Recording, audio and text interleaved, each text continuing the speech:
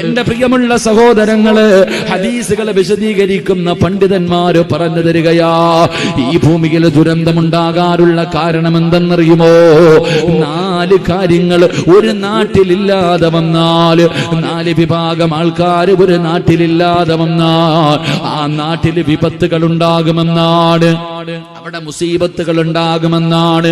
4 വിഭാഗം ആൾക്കാരെ ഇന്ന് പടച്ചവനെ ഒരു സ്ഥലങ്ങളിലും കാണാനില്ല. ഈ ഭൂമി മുഴുവനും തെരഞ്ഞു നോക്കിയാൽ, ഈ ഭൂമി മുഴുവനും തെരഞ്ഞു നോക്കിയാൽ 4 വിഭാഗം ആൾക്കാരെന്ന് കാണാക്കനിയാണ്. അങ്ങനെ ഉണ്ടെങ്കിൽ തന്നെ പടച്ചവനെ പറക്കിയെടുക്കാൻ കഴിയുന്ന തുച്ഛമായ ആൾക്കാർ മാത്രം, അവർക്കും പല പരിമിതികളുമുണ്ട്.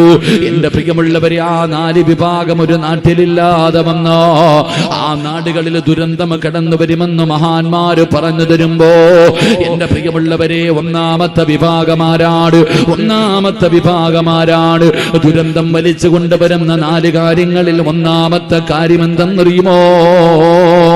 ഇമാമുൻ ആദിലുന്, നീതിമാനായ ഒരു ഭരണാധികാരി. നീതിമാന്മാരായ ഭരണാധികാരികൾ ഒരു നാട്ടിലില്ലാതെ വന്നാൽ ആ നാട്ടിൽ അല്ലാഹുവിന്റെ അദാബുകൾ കടന്നു വരുമെന്ന് നബി മുഹമ്മദ് മുസ്തഫ സല്ലല്ലാഹു അലൈഹി വസല്ലമ തങ്ങൾ പറയുമ്പോൾ, എന്റെ പ്രിയമുള്ളവരെ, നീതിമാനായ ഭരണാധികാരികളെ കാണാറില്ലാത്ത കാലമാ. ഈ ലോകം മുഴുവനും ഞാനും നിങ്ങളും ഒന്ന് തെരഞ്ഞു നോക്കൂ, ഈ പ്രപഞ്ചം മുഴുവനും ഞാനും നിങ്ങളും ഒന്ന് തെരഞ്ഞു നോക്കൂ. എവിടെയാണ് പടച്ചവര് നീതിമാനായ ഒരു ഭരണാധികാരിയെ കാണാൻ കഴിയുന്നത്? നീതിമാനായ ഭരണാധികാരിയെ കുറിച്ച് അല്ലാഹുവേ നമ്മുടെ മുന്നിൽ പറയുമ്പോ നമുക്ക് ഓർമ്മ വരുന്ന ഒരു നീതിമാനായ ഭരണാധികാരിയുണ്ട്. പെട്ടെന്ന് നമ്മുടെ മനസ്സിലേക്ക് കടന്നു വരുന്ന ഒരു പേരുണ്ട്. ആരുടെ പേരാ? മഹാനായ സയ്യിദുനാ ഉമർ ഇബ്നുൽ ഖത്താബ്. ഉമർ ഇബ്നുൽ ഖത്താബ് റളിയല്ലാഹു തആല അൻഹു. ഖത്താബിന്റെ മകനായ ഉമറിനെയാണ് നമുക്ക് ഓർമ്മ വരുന്നത്. ഈ ലോകം മുഴുവനും ഞാനും നിങ്ങളും തെരഞ്ഞു നോക്കിയാൽ അതുപോലെ നീതിമാനായ ഒരു ഭരണാധികാരിയെ നമുക്ക് കാണാൻ കഴിയില്ല. അതെല്ലാവരും അംഗീകരിക്കുന്ന ഭരണാധികാരിയാ. അതുകൊണ്ടാണ് നമ്മുടെ രാഷ്ട്രപിതാവ് പോലും പറഞ്ഞത്, ഞാൻ ഇഷ്ടപ്പെടുന്ന ഭരണം ഉമറിന്റെ ഭരണമാണെന്ന് വെറുതെ പറഞ്ഞതല്ല. ആ ഉമറിന്റെ ഭരണ പരിഷ്കാരങ്ങളെ കുറിച്ച് വായിച്ചു പഠിച്ചത് കൊണ്ടാണ് രാഷ്ട്രപിതാവ് പോലും പറഞ്ഞതെങ്കിലും, എന്റെ പ്രിയമുള്ളവരെ, ഈ പ്രപഞ്ചത്തിൽ ഇന്ന് നീതിമാനായ ഭരണാധികാരികൾ കാണാകനിയായി മാറിക്കൊണ്ടിരിക്കുന്ന കാലപാട് ഇനി എവിടെയെങ്കിലും ഉണ്ടെങ്കിൽ തന്നെ അല്ലാഹുവേ പടച്ചവനെ, അവർക്കും ഒരുപാട് പരിമിതികളും ഉണ്ടാകുമ്പോ ലോകത്തിന്റെ കാര്യം അങ്ങനെ പോകട്ടെ. ഞാനും നിങ്ങളും ജീവിക്കുന്ന ഇന്ത്യ മഹാരാജ്യമുണ്ടല്ലോ, നമ്മളൊക്കെ നമ്മുടെ രാജ്യമെന്ന് പറയുന്ന ഈ രാജ്യത്തിന്റെ അവസ്ഥ ഞാനും നിങ്ങളും ഒന്ന് ചിന്തിച്ചു നോക്കൂ. ഈ രാജ്യത്ത് നടക്കുന്ന ഭരണങ്ങളെ കുറിച്ച് അല്ലാഹുവേ ഇന്നൊരു ഭരണാധികാരി ഉണ്ടോ എന്ന് ചോദിച്ചാൽ എന്റെ പ്രിയമുള്ളവരെ, ഈ സദസ്സിലിരിക്കുന്ന കൊച്ചുകുട്ടികൾക്ക് വരെ പറയാ മറുപടിയുണ്ട്. എന്റെ പ്രിയമുള്ളവരെ, പറഞ്ഞിട്ട് കാര്യമില്ല. ഇനി എത്ര തലകുത്തി കിടന്നു വാഴ് പറഞ്ഞിട്ടും എന്തെല്ലാം ചെയ്തിട്ടും പ്രത്യേകിച്ച് ഒരു ഫായിദയില്ലാത്തത് കൊണ്ട്, ഒരു നേട്ടമില്ലാത്തത് കൊണ്ട് പറഞ്ഞിട്ട് പ്രയോജനമില്ലല്ലോ. എന്റെ പ്രിയമുള്ളവരെ, ഇനി ആകെയുള്ള ഒരേ ഒരു സഹായം എന്തെന്നറിയുമോ? ഇനി ആകെയുള്ള ഒരേ ഒരു വഴി എന്തെന്നറിയുമോ? അത് അല്ലാഹുവിന്റെ സഹായമാ. അല്ലാഹുവിന്റെ സഹായമല്ലാതെ മുസ്ലിമേ നിനക്ക് രക്ഷപ്പെടാൻ വേറെ ഒന്നുമില്ല, അതല്ലാതെ വേറെ ഒരു മാർഗവുമില്ല.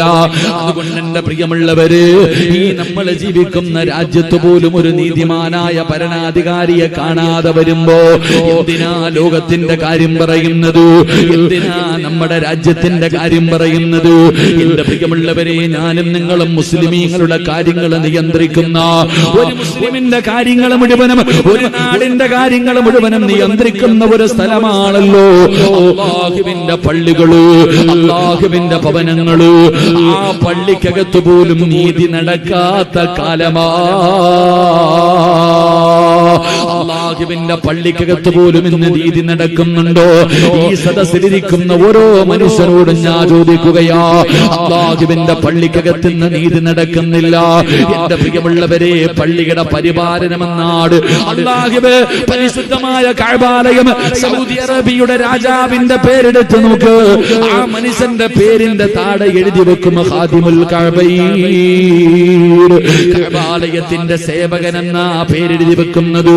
പക്ഷേ ഇന്നിവിടത്തെ പള്ളിയിലേക്ക് കമ്മിറ്റി ഓഫീസിന്റെ മുന്നിലേക്ക് കടന്നു ചെന്നാൽ അല്ലാഹുവേ ഇന്ന് ഭരണമാണല്ലോ, പരിപാലനം മാറിയല്ലോ, ഇന്ന് പള്ളി ഭരണമായി മാറിയല്ലോ. പള്ളിയുടെ സെക്രട്ടറിയും പ്രസിഡന്റും ഖജാൻജിയും ഒക്കെയാകാ. സുബ്ഹാനല്ലാഹ്, വഖഫ് സ്വത്തെടുത്തിട്ട് ഇലക്ഷൻ നടത്തുന്ന കാലവാ.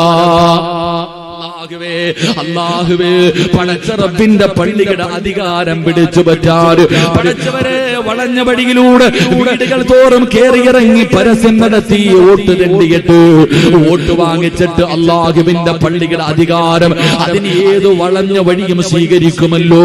എന്റെ പ്രിയമുള്ളവരെ, നോട്ടീസ് അടിച്ചിറക്കുന്നവരുണ്ട്, അല്ലാഹുവേ കള്ളു വാങ്ങിക്കൊടുക്കുന്നവരുണ്ട്, പൈസ കൊടുത്തിട്ട് വോട്ട് പിടിക്കുന്നവരുണ്ട്.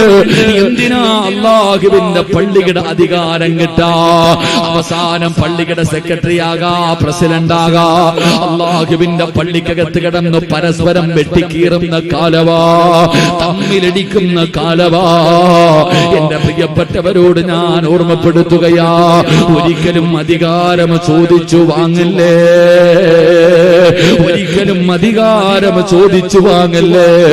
അധികാരമെന്ന് പറയുന്നത് ചോദിച്ചു വാങ്ങാനുള്ളതല്ല, നിന്നെ തേടി വരാനുള്ളതാ. അധികാരം നിന്നെ തേടി വരാനുള്ളതാ. ചോദിച്ചു വാങ്ങിയാൽ ഈ ദുനിയാവിൽ നിനക്ക് അല്ലാഹു 3 ശിക്ഷ തരും സഹോദരാ. ഒരിക്കലും അധികാരം ചോദിച്ചു വാങ്ങരുത്. അധികാരം ചോദിച്ചു വാങ്ങിയാൽ 3 ശിക്ഷ, അധികാരം നിന്നെ തേടി വന്നാൽ 3 പ്രതിഫലം. അല്ലാഹു നമുക്ക് ഈമാൻ നൽകുമാറാകട്ടെ. എന്റെ പ്രിയമുള്ളവരെ, ഇന്ന് അല്ലാഹുവിന്റെ പള്ളിക്കകത്ത് പോലും പള്ളി പരിപാലനമല്ല ഭരണം, അങ്ങനായി. ഇന്ന് ഇലക്ഷനാ. ഇവിടെ എങ്ങനെയാണെന്ന് എനിക്കറിയില്ല. അല്ലാഹു ഈമാൻ തരുമാറാകട്ടെ. അൽഹംദുലില്ലാ, ജീവിച്ചിരിക്കുന്ന കാലത്തോളം അതിന് സമ്മതിക്കരുത്. അല്ലാഹു ഈമാൻ തരുമാറാകട്ടെ. അല്ലാഹു ഈമാൻ തരുമാറാകട്ടെ. എന്തിന്? പണ്ടൊക്കെ നാട്ടുകാർ മുഴുവനും ചേർന്നിട്ട് നാട്ടിലെ ചില കാരണവന്മാരായ ഹാജിയാക്കന്മാരുടെ മുന്നിൽ ചെന്നിട്ട് പറയും, പാ നിങ്ങൾ പള്ളിയുടെ പ്രസിഡന്റ് ആകണം. ഞാനാകൂല, എനിക്ക് വയ്യ. ഇന്നോ വീടുകൾ തോറും കയറി ഇറങ്ങിയിട്ട് 2000 വോട്ടുതാ. എന്തിന്? പള്ളിയുടെ അധികാരം പിടിക്കാൻ. എന്താപ്പ അള്ളാന്റെ പള്ളിയുടെ സ്ഥാനത്തിന് വേണ്ടി പള്ളിക്കകത്ത് കിടന്ന് തമ്മിലടി. ഈ പ്രസിഡന്റിനും സെക്രട്ടറിക്ക് ശമ്പളമൊന്നും ഇല്ലല്ലോ. പിന്നെന്താന്നറിയില്ല ഇതിനകത്ത് ഇത്ര എന്താന്നറിയില്ല. പൈസയൊന്നുമില്ല. ഒരു പള്ളിയിലെ പ്രസിഡന്റിനും സെക്രട്ടറിക്കും കാശൊന്നുമില്ല, ശമ്പളമൊന്നുമില്ല. പിന്നെന്തേപ്പാ? അധികാരം പിടിച്ചു പറ്റണം. എന്റെ പ്രിയമുള്ളവരെ, ജമാഅത്ത് പ്രസിഡന്റ്, ജമാഅത്ത് സെക്രട്ടറി, ആ ഒരു പേരിന് വേണ്ടി അല്ലാഹു ഈമാൻ നൽകി അനുഗ്രഹിക്കുമാറാകട്ടെ. എന്നിട്ട് അവന്റെ കുടുംബക്കാർക്ക് പ്രത്യേക പരിഗണന, ശത്രുക്കൾക്ക് മറ്റൊരു പരിഗണന. നീതി പള്ളിക്കകത്ത് നടക്കുന്നില്ല, പോകട്ടെ. അത് പറഞ്ഞിട്ട് ഞാൻ സമയം കളയണില്ല. എന്റെ പ്രിയമുള്ള സഹോദരങ്ങളോട്, സഹോദരിമാരോട്, എന്തിനാണ് ലോകത്തിന്റെ കാര്യം പറയുന്നത്, രാജ്യത്തിന്റെ കാര്യം പറയുന്നത്, പള്ളിയുടെ കാര്യം പറയുന്നത്? ഈ സദസ്സിലിരിക്കുന്ന നിങ്ങളെല്ലാവരും ഒരു ഭരണാധികാരിയാണല്ലോ. ഈ സദസ്സിലിരിക്കുന്ന ആണുങ്ങൾ മുഴുവനും ഒരു ഭരണാധികാരിയാ. നിങ്ങൾ ഭരണം നടത്തുന്നത് എവിടെയാണ്? നിങ്ങൾ എവിടത്തെ ഭരണാധികാരിയാണ്? ലോകത്തിന്റെ ഭരണാധികാരിയല്ല, രാജ്യത്തിന്റെ ഭരണാധികാരിയല്ല, ഒരു സംസ്ഥാനത്തിന്റെ ഭരണാധികാരിയല്ല, ഒരു പഞ്ചായത്തിന്റെ ഭരണാധികാരിയല്ല, ഒരു വാർഡിന്റെ ഭരണാധികാരിയല്ല. നീ ഭരണം നടത്തുന്ന സ്ഥലമേതെന്നറിയുമോ? അത് നിന്റെ വീടാ. നീ വീട്ടിലെ ഭരണാധികാരിയാണ്. ആരെയോടാണ് ഭരണം നടത്തേണ്ടത്? അല്ലാഹുവിന്റെ പ്രവാചകൻ എവിടെന്ന് പറഞ്ഞു? സ്വഹാബാ ഇത്തഖുല്ലാഹ ഫിന്നിസാ. മുത്തുനബി എവിടെന്ന് പറഞ്ഞു തരികയാ, നിങ്ങളുടെ ഭാര്യമാരുണ്ടല്ലോ, നിങ്ങളുടെ മക്കളുണ്ടല്ലോ, അവർ അല്ലാഹു നിങ്ങളെ ഏൽപ്പിച്ചിരിക്കുന്ന ഒരമാനത്താ. നിന്റെ ഭാര്യയും നിന്റെ മക്കളും അല്ലാഹു നിന്നെ ഏൽപ്പിച്ചിരിക്കുന്ന അമാനത്താണ്.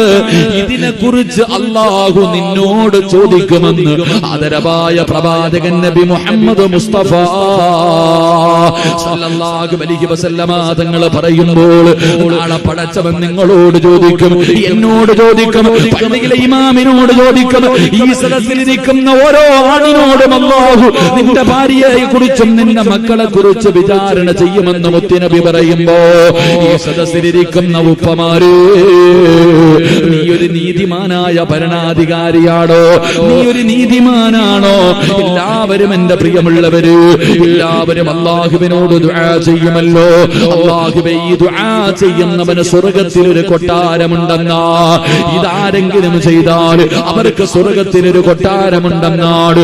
ഏത് ദുആയാണ്? റബ്ബനാ ഹബ് ലനാ മിൻ അസ്വാജിനാ വദുർരിയാതിനാ ഖുർറത അയ്യുനിൻ വജഅൽനാ ലിൽമുത്തഖീന ഇമാമാ. ഈ ദുആ ചെയ്യുന്നവർക്ക് സ്വർഗ്ഗത്തിൽ ഒരു കൊട്ടാരമുണ്ടെന്നാണ്. എന്തേ ദുആ ചെയ്യുന്നത്? അതിന്റെ അർത്ഥമെന്ത്? അല്ലാഹുവേ, നിന്നെ ഭയന്ന് ജീവിക്കുന്ന ഒരു ഭാര്യ എനിക്ക് തരണേ തമ്പുരാന്. എനിക്കൊരു നല്ല ഭാര്യയെ തരണേ തമ്പുരാന്. എനിക്ക് നല്ല മക്കള്, ദുനിയാവിലും ആഖിറത്തിലും ഉപകരിക്കുന്ന കണ്ണിന് കുളിർമയുള്ള സാലിഹായ മക്കളെ എനിക്ക് തരണേ അല്ലാ. മൂന്നാമത് പറയുന്നത് എന്തെന്നറിയോ? ലിൽ മുത്തഖീന ഇമാമാ. എന്റെ ഭാര്യക്കും എന്റെ മക്കൾക്കും, എന്റെ ഭാര്യക്കും എന്റെ മക്കൾക്കും മാതൃകയാകുന്ന ഒരു ഭർത്താവാക്കണം, മാതൃകയാകുന്ന ഒരു വാപ്പയാക്കണം. എന്റെ ഭാര്യക്കും എന്റെ മക്കൾക്കും ഇമാമത്ത് നിൽക്കാ അർഹതയുള്ള ഒരു പിതാവാക്കി എന്നെ നീ മാറ്റണേ അല്ലാ എന്ന് ദുആ ചെയ്യണേ എന്ന് മുത്തുനബി പറയുമ്പോ, അങ്ങനെ ഒരു യോഗ്യത ഈ സദസ്സിലിരിക്കുന്ന ഏത് വാപ്പയ്ക്കാവുള്ളത്? നിങ്ങളിൽ ആർക്കാവുള്ളത്? അബൂവായിൽ റളിയല്ലാഹു തആല അൻഹു പറയുകയാണ്, ഒരു ദിവസം സുബ്ഹി നമസ്കാരം കഴിഞ്ഞു. അല്ലാഹുവേ, അതാ സ്വഹാബികൾ മുഴുവനും ഇബ്നു മസ്ഊദ് റളിയല്ലാഹു തആല അൻഹുവിന്റെ വീട്ടിലേക്ക് കടന്നു പോവുകയാ. ഇബ്നു മസ്ഊദ് എന്ന് പറയുന്ന സ്വഹാബിയുടെ വീട്ടിലേക്ക് എല്ലാവരും കൂടെ കടന്നു ചെന്നു. വീടിന്റെ വെളിയിൽ നിന്ന് സലാം പറഞ്ഞു. ഇബ്നു മസ്ഊദ് തങ്ങൾ വീടിന്റെ അകത്തിരിക്കുകയാണ്. അവിടെ നിന്ന് പറഞ്ഞു, സ്വഹാബാ, കേറി വീടിന്റെ അകത്തിരിക്ക് സഹാബാ. ഇബ്നു മസ്ഊദ് തങ്ങൾ അനുവാദം കൊടുത്തു. പക്ഷേ സഹാബികൾ കേറുന്നില്ല. എല്ലാവരും വീടിന്റെ മുന്നിൽ നിൽക്കുകയാണ്. കുറെ സമയം കഴിഞ്ഞിട്ടും കേറാതെ വന്നപ്പോ വീട്ടിലെ ഹാദിമായ പെണ്ണുണ്ടല്ലോ, ഫഖറജത്തിൽ ജാരിയാ, വീട്ടിലെ വേലക്കാരിയായ പെണ്ണ് ചോദിക്കുകയാ, എന്തേ നിങ്ങൾ കേറിയിരിക്കാത്തത്? എന്തേ നിങ്ങൾ കേറിയിരിക്കാത്തത്? കേറിയിരിക്കാൻ യജമാനൻ നിങ്ങൾക്ക് അനുവാദം തന്നല്ലോ, സഹാബത്ത് കേറുന്നില്ല. ഇബ്നു മസ്ഊദ് റളിയല്ലാഹു തആല അൻഹു അവിടെന്ന് ചോദിച്ചു, സഹാബാ, എന്തേ നിങ്ങൾ വീടിന്റെ അകത്ത് കേറാത്തത്? എന്തേ നിങ്ങൾ കേറിയിരിക്കാത്തത്? അവിടെന്ന് സ്വഹാബത്ത് പറയുന്നു, ഇബ്നു മസ്ഊദ് തങ്ങളെ, സുബഹി കഴിഞ്ഞ സമയമാണല്ലോ, സുബഹി നമസ്കാരം കഴിഞ്ഞ സമയമാണല്ലോ. ഞങ്ങൾ വീടിന്റെ അകത്ത് കേറിയാൽ വീടിന്റെ അകത്ത് കിടന്നുറങ്ങുന്ന അങ്ങയുടെ മക്കളുണ്ടല്ലോ, അങ്ങയുടെ മക്കളുണ്ടല്ലോ, അവര് സുബഹി കഴിഞ്ഞ സമയമാണല്ലോ, അവർ ഈ വീടിന്റെ അകത്ത് കിടന്ന് ഉറങ്ങുകയാണെങ്കിൽ ഞങ്ങൾ കേറിയാൽ അവർക്കതൊരു പ്രയാസമാകുമല്ലോ തങ്ങളെ. അതുകൊണ്ടാണ് ഞങ്ങൾ വീടിന്റെ അകത്ത് കേറാഞ്ഞത്. സുബ്ഹാനല്ലാഹ്, ഇബ്നു മസ്ഊദ് തങ്ങളുടെ കണ്ണ് നിറയുകയാ. ഇബ്നു മസ്ഊദ് തങ്ങളുടെ കണ്ണ് നിറയുകയാണ്. പടച്ചവരെ, പൊട്ടിക്കരഞ്ഞുകൊണ്ട് ചോദിക്കുന്നു, സ്വഹാബാ, നിങ്ങൾ എന്നെ കുറിച്ച് എന്തേ കരുതിയത്? ഞാൻ എന്തേ ഉത്തരവാദിത്തമില്ലാത്ത ഒരു വാപ്പയാണോ? അല്ലാഹുവേ, കരഞ്ഞുകൊണ്ട് പറയുന്നു സ്വഹാബ, മരിക്കുന്ന കാലം വരെ ഞാൻ എഴുന്നേറ്റിട്ടുണ്ടെങ്കിലോ എന്റെ ഭാര്യയും മക്കളും എഴുന്നേറ്റിട്ടുണ്ടാകും സഹാബ. അല്ലാതെ എന്റെ മക്കള് നമസ്കരിക്കാതെ കിടക്കാറില്ല. ഞാൻ ഉത്തരവാദിത്തമില്ലാത്ത ഒരു വാപ്പയല്ല. ഇബ്നു മസ്ഊദ് തങ്ങൾ കരഞ്ഞുകൊണ്ട് പറഞ്ഞു എന്ന ചരിത്രം പറയുമ്പോ, ഈ സദസ്സിലിരിക്കുന്ന വാപ്പ, നിനക്കത് പറയാനുള്ള അർഹതയുണ്ടോ? ബക്കറ്റ് എടുക്കാൻ സമയമായി. കുറച്ച് കഴിഞ്ഞിട്ട് പോരെ? കുറച്ച് കഴിഞ്ഞിട്ട് പോരെ? മതി, നിങ്ങളൊക്കെ കയറി വാ.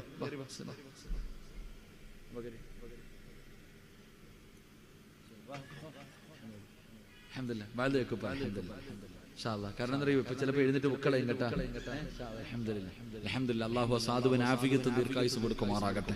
അല്ലാഹു അദ്ദേഹത്തിന്റെ മുഖത്തെ സന്തോഷം അല്ലാഹു നിലനിർത്തി കൊടുക്കുമാറാകട്ടെ. ഇബ്നു മസ്ഊദ് തങ്ങൾ പറയാ, നിങ്ങൾ എന്ത് വിചാരിച്ച ഞാൻ ഉത്തരവാദിത്തം ഇല്ലാത്തൊരു വാപ്പ? എന്റെ വീടിന്റെ അകത്ത് സുബഹി നിസ്കരിക്കാതെ മക്കൾ കടന്നുറങ്ങും, ഞാൻ അത്രയ്ക്ക് ഉത്തരവാദിത്തം ഇല്ലാത്ത വാപ്പയാണല്ല. എപ്പോ വേണമെങ്കിലും കയറി വരാം. ഞാൻ എഴുന്നേറ്റിട്ടുണ്ടെങ്കിൽ എന്റെ പെണ്ണും പിള്ളയും മക്കളും എഴുന്നേറ്റിട്ടുണ്ടാകും, ധൈര്യമായിട്ട് കയറി വരാം. നിങ്ങൾക്ക് പറയാൻ പറ്റുമോ? ഇരിക്കണ ഓരോ വാപ്പയോട് ഞാൻ ചോദിക്കാം, ഇത് പറയാനുള്ള ധൈര്യം നിങ്ങൾക്കുണ്ടോ? എന്റെ പ്രിയമുള്ള സഹോദരങ്ങളെ, നിങ്ങളാരും നിസ്കരിക്കാത്തവരാണെന്നൊന്നും ഞാൻ പറയണില്ല, നിങ്ങളൊക്കെ നല്ലവരാ. പക്ഷെ പെണ്ണുമ്പിള്ള നിസ്കരിക്കാറുണ്ടോ? മക്കള് നിസ്കരിക്കാറുണ്ടോ? വാപ്പ, നീ സുബഹിക്ക് ഇവിടുത്തെ പള്ളിയിൽ വരുന്ന വാപ്പയല്ലേ? നീ തഹജ്ജുദ് നിസ്കരിക്കണ ഉമ്മയല്ലേ? ഉമ്മ, നിന്റെ പെണ്ണുമക്കൾ നിസ്കരിക്കാറുണ്ടോ? ആ മക്കള് നിസ്കരിക്കാറുണ്ടോ? നിന്റെ ഭർത്താവ് നിസ്കരിക്കാറുണ്ടോ? ഇല്ല സഹോദരങ്ങളെ. എന്തേ? ഇവർക്കൊന്നും നിസ്കാരം നിർബന്ധമില്ലേ? എന്റെ പെണ്ണുമ്പിള്ളയ്ക്കും മക്കൾക്കൊന്നും നിസ്കാരം നിർബന്ധമില്ലേ? നിന്റെ ദീൻ പഠിപ്പിക്കുന്നത് എന്തേ? 7 വയസ്സുള്ളവനോട് നിസ്കരിക്കാൻ കൽപ്പിക്കണം. ഇത് വെറുതെ പഠിച്ചതല്ലല്ലോ മദ്രസയിൽ. 2ാം ക്ലാസ് മുതൽ പഠിക്കുന്നതാ. 7 വയസ്സുള്ളവനോട് നിസ്കരിക്കാൻ കൽപ്പിക്കണം. 10 വയസ്സായിട്ട് നിസ്കരിക്കാത്തവനെ എന്ത് ചെയ്യണം? 10 വയസ്സായിട്ട് നിസ്കരിക്കാത്തവനെ എന്ത് ചെയ്യണം? ഒന്നുറക്കെ പറഞ്ഞേ. കെട്ടിപ്പിടിച്ച് ഉമ്മ കൊടുക്കണം അല്ലേ? എന്ത് ചെയ്യണ്ടേ? 10 വയസ്സായിട്ട് നിസ്കരിക്കാത്തവനെ തല്ലണം. ഇതല്ലേ നിന്റെ ദീൻ പഠിപ്പിച്ചേ? എന്നാ നിസ്കരിക്കാത്തതിന്റെ പേരിൽ മക്കളെ തല്ലിയ ഒരു വാപ്പയുണ്ടെങ്കിൽ കൈവക്കിക്ക് പൊക്കുപ്പ. ആരെങ്കിലും ഒരു 5 പേരുണ്ട്. അള്ളാഹു ഈ 5 വാപ്പമാർക്കും സ്വർഗം കൊടുക്കുമാറാകട്ടെ. മക്കളെ തല്ലിയ ഉമ്മ ഉണ്ട്, കൈവക്കിക്കെ. നിസ്കരിക്കാത്തതിന്റെ പേരിൽ മക്കളെ തല്ലിയ ഉമ്മാനെ മക്കള് തല്ലേണ്ട കാലമാണ്. അതാവസ്ഥ. ഈനാം വെച്ചിക്ക് മരപ്പട്ടി കൂട്ടെന്ന് പറയണ പോലെ ആരെ തല്ലണം? ഉമ്മാനെ മക്കള് തല്ലണോ? മക്കളെ ഉമ്മ തല്ലണോ? ഭർത്താവിനെ ഭാര്യ തല്ലണോ? ഭാര്യ ഭർത്താവ് തല്ലണോ? അവിടെ അർഹതയില്ലാതിരിക്കുക. എല്ലാ സവാവിനെല്ലാം ഉറക്കം. ഭാര്യയും ഭർത്താവ് എല്ലാം ഉറക്കം. പെണ്ണേ, എന്റെ പ്രിയപ്പെട്ട സഹോദര, അവർക്ക് നിസ്കാരം നിർബന്ധമുണ്ടല്ലോ, എന്തിനു ചെയ്യാത്ത? എന്റെ പ്രിയപ്പെട്ട സഹോദരങ്ങളെ, സഹോദരിമാരെ, അതുകൊണ്ടാണല്ലോ മുത്തുനബി പറഞ്ഞത്, ഒരു ഭർത്താവിനും ഭാര്യയ്ക്കും സ്വർഗമുണ്ട്, മത്സരിക്കണം. ഒരു ഭാര്യയ്ക്കും ഭർത്താവിന് സ്വർഗമുണ്ട്, മത്സരിക്കണം. എപ്പോഴാ മത്സരിക്കണ്ടേ? രാവിലെ ഇവിടുത്തെ പള്ളിയിൽ നിന്ന് സുബഹി ബാങ്ക് വിളിച്ചു. നിങ്ങൾ ആരെങ്കിലും ഒരാൾ എഴുന്നേറ്റു, ഒന്നീ ഭാര്യ എഴുന്നേറ്റു അല്ലെങ്കിൽ ഭർത്താവ് എഴുന്നേറ്റു. ചാരത്ത് കിടക്കുന്ന വിളിച്ചു, എഴുന്നേക്ക്. ബാത്റൂമിൽ പോയി മിസ്വാക്ക് ചെയ്തു, നിന്റെ ആവശ്യങ്ങൾ മുഴുവനും കഴിഞ്ഞു. നീ ഒതുവെടുത്തിട്ട് തിരിച്ചു വരുമ്പോ നിന്റെ ഭാര്യ കിടന്നുറങ്ങുകയാ, അല്ലെങ്കിൽ നിന്റെ ഭർത്താവ് കിടന്നുറങ്ങുകയാ. ആ ഉറങ്ങുന്ന സമയത്ത് ഒതുവെടുത്തിട്ട് കയ്യിലും ശരീരത്തിലും ഇരിക്കുന്ന വെള്ളത്തുള്ളി ഭർത്താവിന്റെ മുഖത്തിങ്ങനെ കുടഞ്ഞു, ഭാര്യയുടെ മുഖത്തിങ്ങനെ കുടഞ്ഞു. എഴുന്നേക്ക്, നിസ്കരിക്ക് എന്ന് വിളിച്ചുണർത്തിയ അല്ല നിനക്കൊക്കെ സ്വർഗം തരുമെന്ന് നബിയുനാ റസൂലുള്ളാഹി സ്വല്ലല്ലാഹു അലൈഹി വസല്ലമ തങ്ങൾ പറഞ്ഞു തരുമ്പോൾ, എന്റെ പ്രിയമുള്ളവരെ, അർഹതയില്ലാത്ത കാലമാണ്. അപാലിൽ മുത്തഖീന ഇമാമാ, നീയല്ലേ ഇവർക്ക് ഇമാമത്ത് നിൽക്കേണ്ടത്, നീയല്ലേ ഇവർക്ക് മാതൃകയാകേണ്ടത്. നിന്നെ കണ്ടല്ലേ നിന്റെ ഭാര്യ പഠിക്കുന്നത്, നിന്നെ കണ്ടല്ലേ പെണ്ണെ നിന്റെ മക്കള് പഠിക്കുന്നത്. അതുകൊണ്ട് നീ നീതിമാനാകൂ, അല്ലാഹുവേ, പടച്ചവനെ, അല്ലാഹുവേ, ഇന്ന് പലരും പറയുന്ന കാര്യം എന്തേ? ഉസ്താദേ, പ്രായപൂർത്തിയായല്ലോ, മക്കളെല്ലാവരും വളർന്നല്ലോ, മക്കളെ കെട്ടിച്ച് വിട്ട് കഴിഞ്ഞല്ലോ. എന്റെ പ്രിയമുള്ള സഹോദരാ, മക്കളെ കെട്ടിച്ചു വിട്ടാൽ ബാധ്യത തീർന്നെന്ന് ആരാ നിനക്ക് പറഞ്ഞു തന്നത്? മഹാനായ അഷ്റഫുൽ ഖൽഖ് നബി മുഹമ്മദ് മുസ്തഫ സല്ലല്ലാഹു അലൈഹി വസല്ലമ തങ്ങൾ തന്റെ പ്രിയപ്പെട്ട പൊന്നാര മകൾ ഫാത്തിമ ബീബി റളിയല്ലാഹു തആല അതാ വിവാഹം കഴിഞ്ഞ് അലിയാര് തങ്ങളുടെ മണിയറക്കകത്ത് ഫാത്തിമ എന്ന പ്രിയപ്പെട്ട പൊന്നുമോട് കിടക്കുമ്പോ, തന്റെ ഭർത്താവിന്റെ കൂടെ മണിയറക്കകത്ത് കിടക്കുമ്പോ വാപ്പയായ നബി സല്ലല്ലാഹു അലൈഹി വസല്ലമ തങ്ങൾ സുബഹിന്റെ സമയമായ കെട്ടിച്ചു വിട്ട മകളുടെ വീടിന്റെ മുന്നിൽ ചെന്നിട്ട് വിളിക്കുന്ന, മോളെ ഫാത്തിമ എഴുന്നേറ്റ് നിസ്കരിക്കുമോളെ.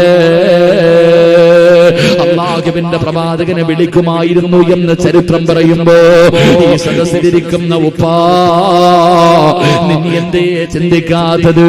നീ എന്തേ അതിന് തയ്യാറാകാത്തത്? അതുകൊണ്ട് എന്റെ പ്രിയപ്പെട്ട മാതാപിതാക്കളോട് പറയുകയാണ്, നിങ്ങളെ മക്കളെ ഉപദേശിക്കണേ, മക്കളെ ഉപദേശിക്കണേ. ഉപദേശിക്കാൻ ഏറ്റവും അർഹം നീയല്ലേ വാപ്പാ. പള്ളിയിലെ ഉസ്താദന്മാര് മാത്രമല്ല, സ്കൂളിലെ ടീച്ചർമാര് മാത്രമല്ല, ഏതെങ്കിലും വഅദിന്റെ സദസ്സിൽ വരുന്ന ഉസ്താദന്മാര് മാത്രമല്ല, നിനക്കും ബാധ്യതയുണ്ട് നിന്റെ മക്കളെ ഉപദേശിക്കാൻ. ഏറ്റവും അർഹം നീയാണ്, ഏറ്റവും യോഗ്യൻ നീയാണ്. അതുകൊണ്ട് ഇടയ്ക്കിടയ്ക്ക് നിന്റെ മക്കൾക്ക് ഉപദേശം കൊടുക്കണേ. എന്താണ് ഉപദേശം കൊടുക്കേണ്ടത്? എങ്ങനെയാണ് ഉപദേശം കൊടുക്കേണ്ടത്? അല്ലാഹുവേ, മഹാനായ സഅദ് ഇബ്നു അബീ വഖാസ് റളിയല്ലാഹു തആല അൻഹു, അല്ലാഹുവിന്റെ പ്രവാചകന്റെ സ്വഹാബിയാണ് സഅദ് ഇബ്നു അബീ വഖാസ് റളിയല്ലാഹു തആല അൻഹു. ആ സ്വഹാബി ഒരു ദിവസം തന്റെ മകനെ അടുത്തേക്ക് വിളിക്കുകയാ, യാ ബുനയ്യ, വാപ്പാടെ പൊന്നുമോനെ, വാടാ പൊന്നുമോനെ.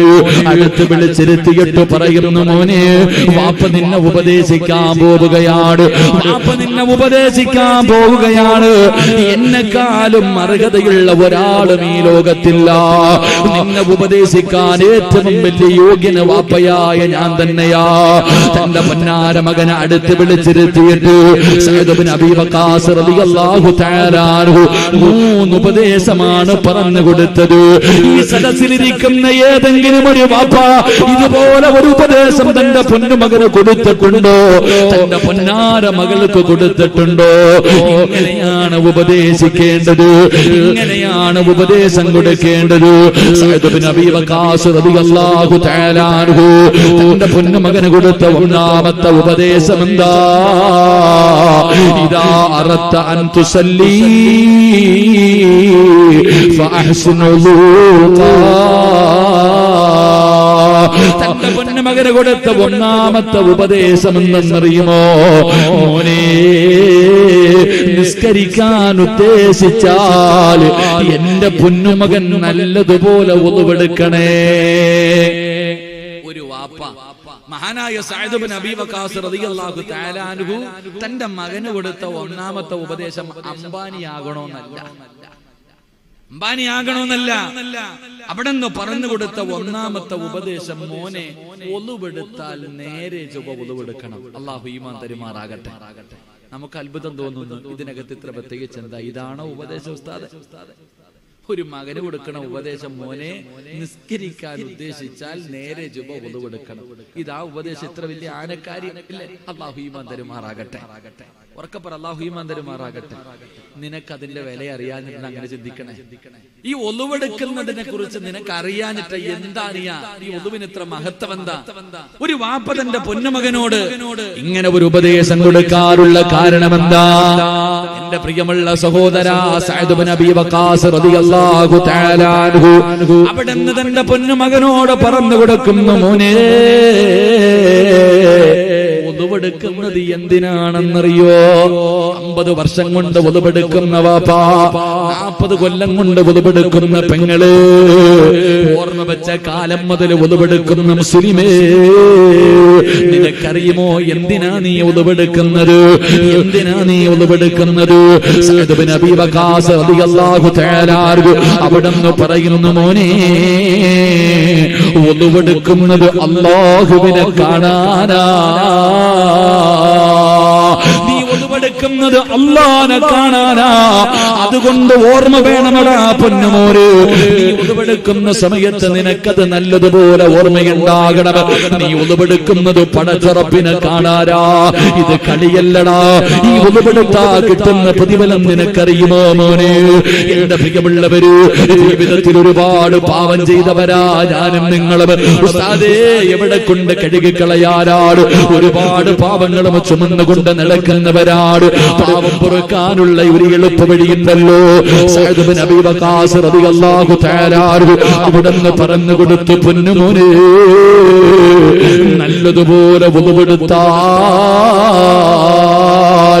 നല്ലതുപോലെ മുത്തുനബി കാണിച്ചു തന്നതുപോലെ എന്റെ പൊന്നുമകൻ വുളുവെടുത്തു കഴിഞ്ഞാൽ നിന്റെ പാപങ്ങൾ മുഴുവനും അല്ലാഹു പുറത്തു തരും മോനെ. കണ്ണുകൊണ്ട് കണ്ട പാപമുണ്ടല്ലോ, ചെവി കൊണ്ട് കേട്ട പാപമുണ്ടല്ലോ, നാവ് കൊണ്ട് പറഞ്ഞ പാപമുണ്ടല്ലോ, കൈ കൊണ്ട് ചെയ്ത പാപമുണ്ടല്ലോ, കാലുകൊണ്ട് നടന്ന പാപമുണ്ടല്ലോ. ഒതുപെടുത്തു കഴിഞ്ഞാൽ അല്ലാഹു പുറത്തു തരും മോനെ. ഒതുപെടുത്തു കഴിഞ്ഞാൽ ഉമ്മ പ്രസവിച്ച കുഞ്ഞിനെ പോലെ അല്ലാഹു നിന്നെ ശുദ്ധമാക്കും മോനെ. അതുകൊണ്ട് അല്ലാഹുവിന്റെ മുന്നിലേക്ക് പോകുമ്പോൾ, അല്ലാഹുവിന്റെ മുന്നിലേക്ക് പോകുമ്പോ പാപങ്ങൾ മുഴുവനും കഴുകിക്കളഞ്ഞിട്ട്, അല്ലാഹുവേ, ഒരു കുഞ്ഞിനെ പോലെയാ മോനെ നീ കടന്നു പോകേണ്ടത്. അതുകൊണ്ട് എന്റെ പൊന്നുമകൻ നല്ലതുപോലെ ഉളുവെടുക്കണേ. ചെറുപ്പക്കാരാ, കളിക്കല്ലേടാ പൊന്നുമോന്. അതിന്റെ കരയിൽ പോയി കൈകാലിട്ട് ആർത്തിയോടെ മുക്കിയിട്ട് ഓടുന്ന നിനക്കത് തിരിയൂല, നിനക്കതിന്റെ മഹത്വമറിയില്ല. എന്റെ ചെറുപ്പക്കാരാ, നല്ലതുപോലെ ഉളുവെടുക്കാതെ നീ പടച്ചറപ്പിന്റെ മുന്നിൽ പോയി നിന്നിട്ട് അല്ലാഹുവെ കളിയാക്കിയാ, ഒന്നുമില്ലാതെ നല്ലതുപോലെ ഉളുവെടുക്കാതെ പടച്ചറപ്പിന്റെ മുന്നിൽ പോയി നിന്നിട്ട് നീ അല്ലാഹുവെ കളിയാക്കല്ലേടാ. അങ്ങനെ കളിയാക്കിയാ അല്ലാഹു നിന്നെയും കളിയാക്കും മോനെ. നിന്നെയും അല്ലാഹു കളിയാക്കുന്ന ഒരു സമയമുണ്ട്. എപ്പോഴാ നിന്നെ കളിയാക്കുന്നത്? സക്കറാത്തിന്റെ അവസ്ഥയിൽ മരണത്തോട് മല്ലടിച്ചുകൊണ്ട് കിടക്കുമ്പോ നിന്റെ വാപ്പയും നിന്റെ ഉമ്മയും നിന്റെ കുടുംബക്കാരും നിന്റെ ഭാര്യ മക്കളും എല്ലാവരും നിന്റെ ചാരത്ത് വന്നിട്ട് വലത്തെ ചെവിയിൽ പറഞ്ഞു തരുന്നു, ലാ ഇലാഹ ഇല്ലല്ലാഹ്. ഇതൊന്ന് പറയുവോ? ഇത് പറഞ്ഞാ സ്വർഗമാമോന്, ഇത് പറഞ്ഞാ നിനക്ക് അല്ലാഹു സ്വർഗം തരുമ്പോര്. എല്ലാവരും മരിക്കാൻ കിടക്കുന്ന നിന്റെ ചാരത്ത് വന്നിത് പറഞ്ഞു തരുമ്പോ അല്ലാഹുവേ, ഇത് പറഞ്ഞാ സ്വർഗം കിട്ടുമെന്ന ആഗ്രഹത്തോട് നീ പറയാ ശ്രമിക്കുമ്പോ നിന്റെ നാവ് പൊങ്ങില്ലടാ. അല്ലാഹു നിന്നെ കളിയാക്കി കളയുന്ന ചെറുപ്പക്കാരാ. ഒന്നുമില്ലാതെ റബ്ബിനെ കളിയാക്കിയവര് നിന്നെ അല്ലാഹു കളിയാക്കുമടാ. ആ മരിക്കുന്ന സമയത്ത് ലാ ഇലാഹ ഇല്ലല്ലാഹ് പറയാൻ കഴിയാതെ ചത്തുപോകുന്ന രംഗമൊന്ന് ചിന്തിക്കടാ ചെറുപ്പക്കാരാ. അതുകൊണ്ടാണ് വാപ്പ പറഞ്ഞു കൊടുത്തത്, അതുകൊണ്ടാണ് വാപ്പ പറഞ്ഞു കൊടുത്തത്. എന്നിട്ട് തന്റെ മകനോട് പറയുകയാണ്,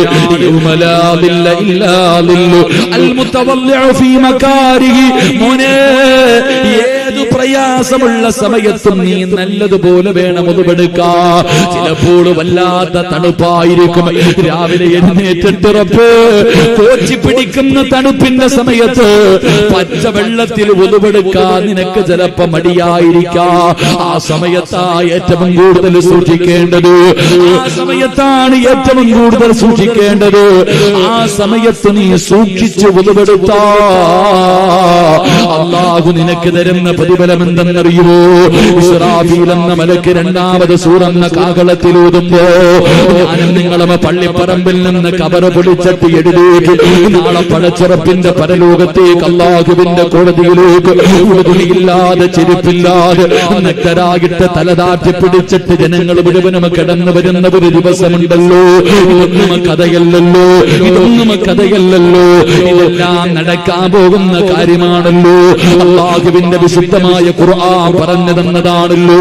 അല്ലാഹുവേ, നാളെയതാ ഖബറിന്റെ അകത്ത് നിന്ന് മലക്കുകൾ മുഴുവനും അതാ ആത്മാടുകൾ അതാ മൃഗങ്ങളെ നയിച്ചു കൊണ്ടുപോകുന്നത് പോലെ എല്ലാവരെയും നാളെ പടച്ചുറപ്പിന്റെ കോടതിയിലേക്ക് നയിച്ചു കൊണ്ടുപോകുമല്ലോ. അത് ഭയാനകമായ ഒരു ദിവസമാണല്ലോ. നഫ്സി നഫ്സി യാ വൈലതാ യാ ഖസ്റതാ എന്ന് വിളിച്ചുകൊണ്ട് സ്വന്തം കാര്യം നോക്കിയിട്ട് ജനങ്ങൾ മുഴുവൻ ഓടുന്ന ദിവസമുണ്ടല്ലോ. ഇവിടെ ഇരുന്നിട്ട് നമുക്ക് ചൂട് സഹിക്കാൻ കഴിയുന്നില്ല. ഞാനും നിങ്ങളും വിയർക്കുവാണ്, പലരും ഇരുന്ന് തുടയ്ക്കുകയാണ്. പെങ്ങളെ, ഇതൊന്നും ഒരു ചൂടല്ല, ഇതൊന്നും ഒരു വിയർപ്പല്ല. അല്ലാഹുവേ, അല്ലാഹുവേ, കുട്ടുവരാരവര നെഞ്ചുവര കടിച്ചുവര് വിയർപ്പിന്റെ അകത്ത് ജനങ്ങൾ ഇങ്ങനെ മുങ്ങുന്ന ദിവസമാ. അന്ന് തിളയ്ക്കുമടാ ചെറുപ്പക്കാരാ. മോനെ, വീടിന്റെ അകത്ത് വെള്ളം തിളപ്പിക്കുമ്പോൾ ചോറ് വെക്കുന്ന സമയത്ത് അരി ഇങ്ങനെ തിളച്ചു മറിയുന്നത് പോലെ തലച്ചോറ് തിളയ്ക്കുമടി പൊന്നുമോളെ. ചൂടുള്ള നാളുണ്ട്, ഖിയാമം നാളാ. ചുരുക്കി പറഞ്ഞാൽ എന്തു ഹാലാ ചൂളാ. വന്തോഷ വണ്ടിയുമായി വരുന്നേ കാളാ. ക്ഷീണത്തിനാലൊലിക്കുന്നതാണേ ഇളാ. സുഹൃത്തുക്കളെ, തിളയ്ക്കുന്നതാണേ മൂള. അമലൊന്നുമില്ല തങ്ങു ചെന്നാൽ കോള. തലച്ചോറ് തിളയ്ക്കുന്ന ഒരു ദിവസമുണ്ട്. ചുമട് വലിച്ചു കൊണ്ടുവരുന്ന കാളവണ്ടി കണ്ടിട്ടുണ്ടോ? മൃഗങ്ങൾ ഇങ്ങനെ വലിച്ചു കൊണ്ടുപോകുമ്പോ മൂക്കിലൂടെ വായിലൂടെ ഇള ഇങ്ങനെ ഒലിക്കുന്നത് പോലെ. സുബ്ഹാനല്ലാഹ്, നാളെ ഒരു ദിവസം അങ്ങനെ വരാനുണ്ട്. അല്ലാഹുവിന്റെ അർശല്ലാതെ മറ്റൊരു തണലില്ല.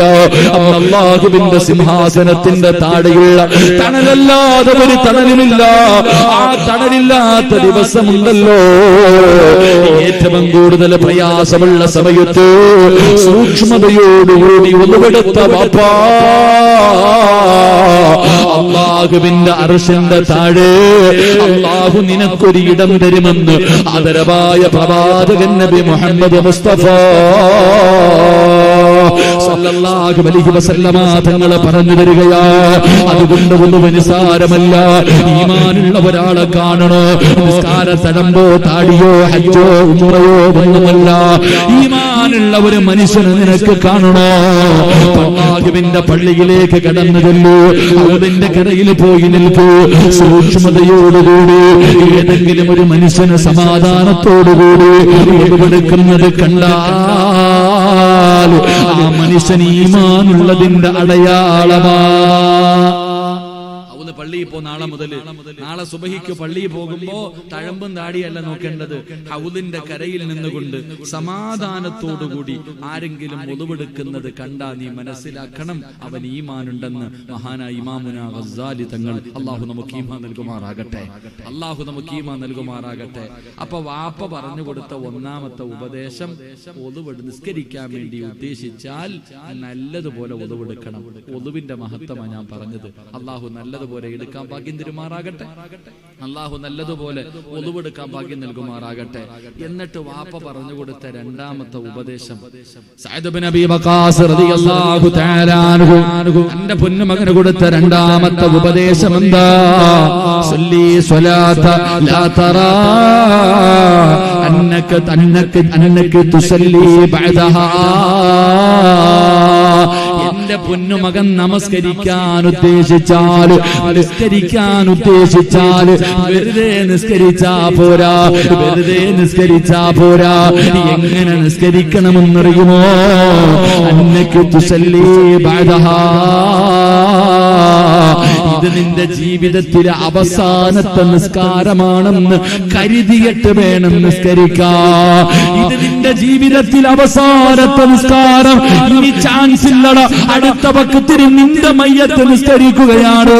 അതുകൊണ്ട് അവസാനത്തെ നിസ്കാരമാണെന്ന് കരുതിയിട്ട് വേണം എന്റെ പൊന്നുമകൻ അല്ലാഹുവേ നിസ്കരിക്കാൻ. സഅദ് ബിൻ അബീ വഖാസ് തങ്ങൾ പറയുകയാ, എന്തേ കാരണം ബാപ്പാ, എന്തേ കാരണം ചെറുപ്പക്കാരാ, ഇന്നുവരെ നീ ഇങ്ങനെ നിന്റെ മകൾക്ക് പറഞ്ഞു കൊടുത്തിട്ടുണ്ടോ? നിങ്ങൾ ആരെങ്കിലും നിങ്ങളുടെ മക്കളെ ഉപദേശിച്ചിട്ടുണ്ടോ? എന്റെ പ്രിയമുള്ളവരെ, പറയാനുള്ള കാരണം എന്തെന്നറിയോ? എന്റെ പ്രിയമുള്ളവരെ, സ്വർഗത്തിൽ പോകാൻ ഒറ്റ വഖത്ത് മതി. അല്ലാഹുവിന്റെ സ്വർഗത്തിൽ പോകാം. എന്റെ പ്രിയമുള്ളവരെ, ഒരു മനുഷ്യന് നമസ്കാരം കഴിഞ്ഞ സലാമിട്ടുമ്പോ നിങ്ങളെല്ലാവരും ഇശാ നമസ്കരിച്ചവരാ, നിങ്ങളെല്ലാവരും ഇശാ നമസ്കരിച്ചവരാ.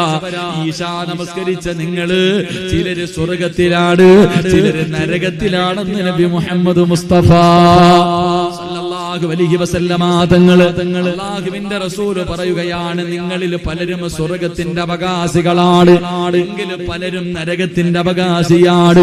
ഒരൊറ്റ വഖത്ത് നമസ്കാരം കഴിഞ്ഞു മുസല്ലയിൽ നിന്ന് എഴുന്നേൽക്കുമ്പോ ഒന്നുകിൽ സ്വർഗത്തില് അല്ലെങ്കിൽ നരകത്തില്.